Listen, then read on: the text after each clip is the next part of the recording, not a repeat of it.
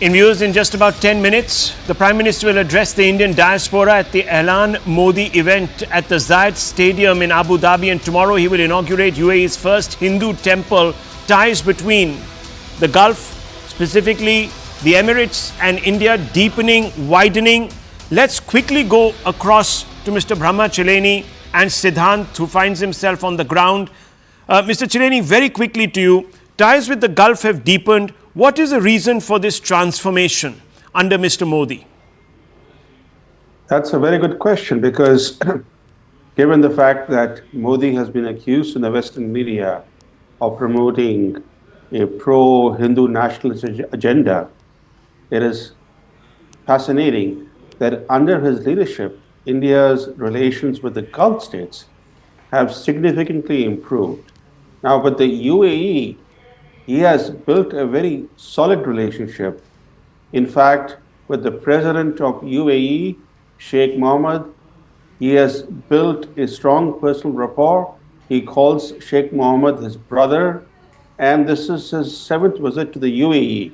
In fact, before Modi went to UAE for the first time in 2015, no Indian Prime Minister had been to the UAE in 34 years. So this gives you an idea of how much investment he has made, how much political capital he has put in building strong ties with the Gulf states.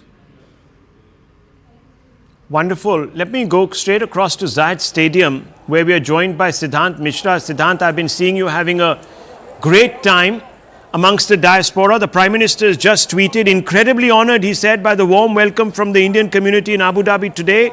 The vibrancy of our diaspora never ceases to amaze me. What's the mood like? I'm sure it's electric. What are they looking forward to? Well, Rahul, that's absolutely right. The atmosphere here at Zayed Stadium is electrifying, and perhaps we have been told, Rahul, that more than 45,000 people are going to attend today's address of Prime Minister. In fact, behind me, Rahul, I don't know whether I'm able to establish or not. You can see sea of people, packed, fully packed Zayed Stadium is what we are witnessing today, and we can expect Prime Minister to arrive any time from now. Right now, Rahul, the music has been paused, has been stopped, because it's a prayer time in UAE. Otherwise, the events are going on here since 3 p.m.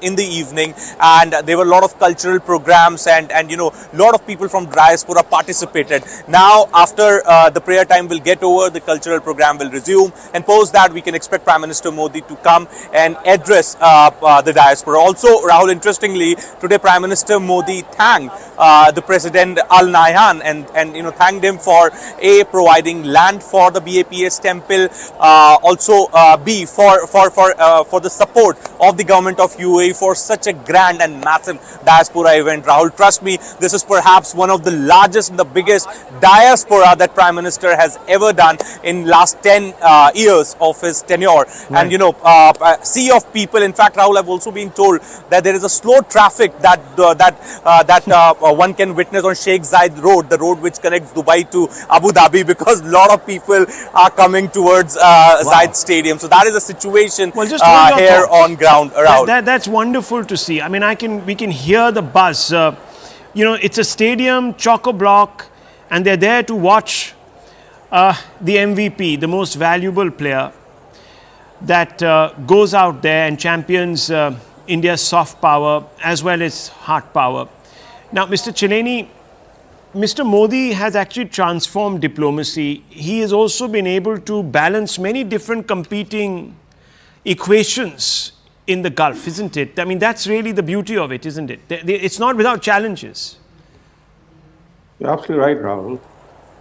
What he has done is that he has used personal equations to make Indian diplomacy more dynamic, more forward-looking, and more productive in terms of results.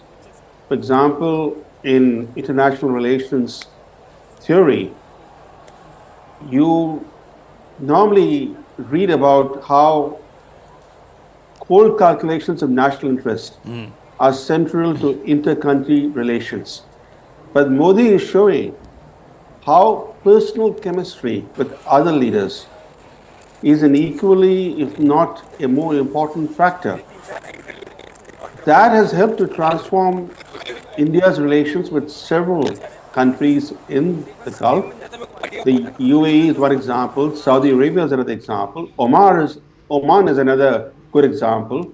How, under Modi, India's relations with these countries that were earlier considered in New Delhi to be too ultra orthodox, how those relations have improved dramatically in a short period of time. Well, it's also very interesting, viewers, because at one time we were competing with Pakistan for the attention of the UAE bloc. And today I think it's become completely different. The dynamic has changed. Pakistan has fallen off the priority list. Fair to say, Mr. Chileni? Absolutely right. The fact, as as Nawaz Sharif, who might become the Prime Minister of Pakistan again, said a couple of months ago, he said India has reached the moon, while Pakistan has still to take off from the ground. Pakistan is stuck. It's sinking in a deep hole. It is in a mess economically, politically. Its future is uncertain. The very future of Pakistan is at a crossroads.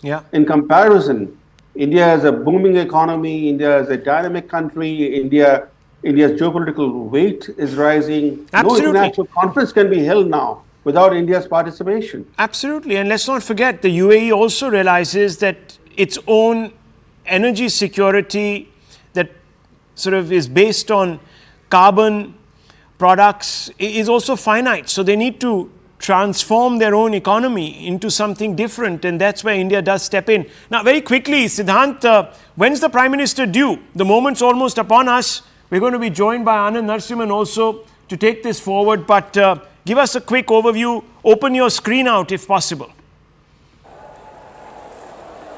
Well, yes, that's right, Rahul. So we are getting some sort of hints from the teams, the organizers, that Prime Minister can arrive any time from now. In fact, the last minute preparations are underway. In fact, Rahul, behind me you can see Vedata Studios. You can see the sea of people, Rahul. They have come from different Emirates here in UAE, Rahul. Some have come from Ajman, Sharjah, Abu Dhabi.